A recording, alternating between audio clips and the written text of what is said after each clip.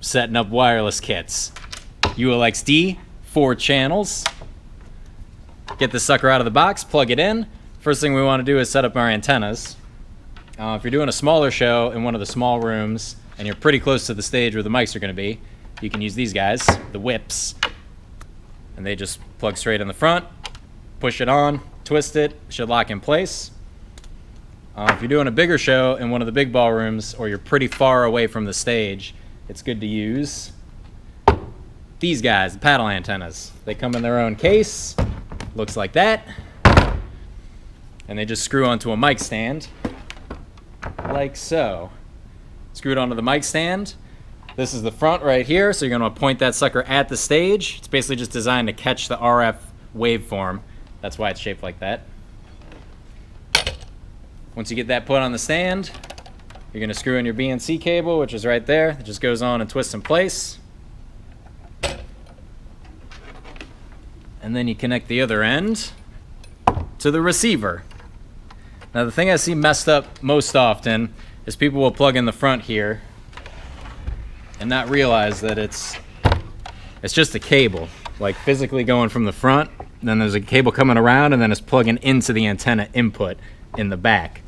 So what I'll see is some people will plug into the spot that's labeled cascade out, and you're not going to get any signal that way. So you want to make sure you're going into the antenna in, and you can do that through the front, or you can just plug it straight into the back, but you got to take this cable out.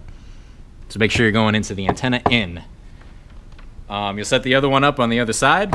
Same deal, the other paddle. Make sure they're about 10 feet apart. That way you don't get any intermodulation. It's good to keep them wide and high up in the air and pointed towards the stage.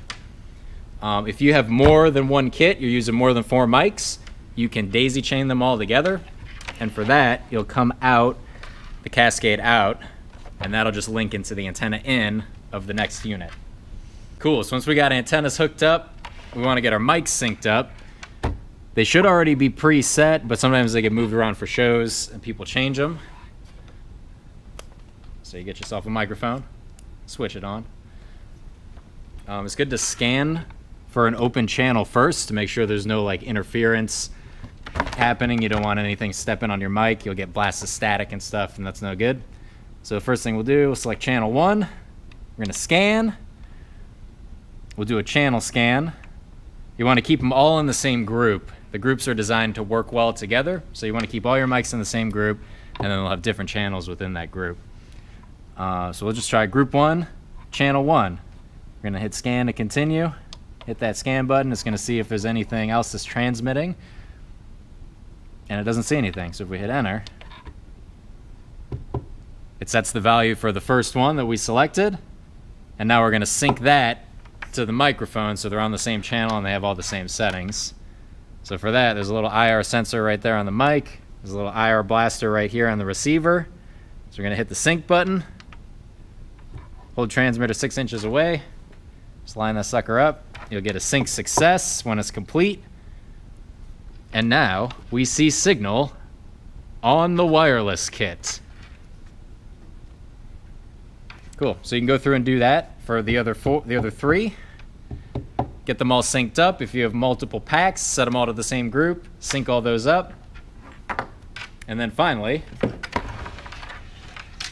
now that we have antennas set up, we want to set up the audio part of it. So there's an XLR for the outputs of each of the 4 receivers.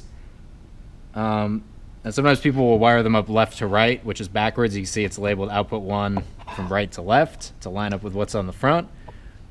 Set them to mic level if you're going into a mic input on a mixer, or line level if you're going straight into a speaker. And that's pretty much it. Then you should get sound.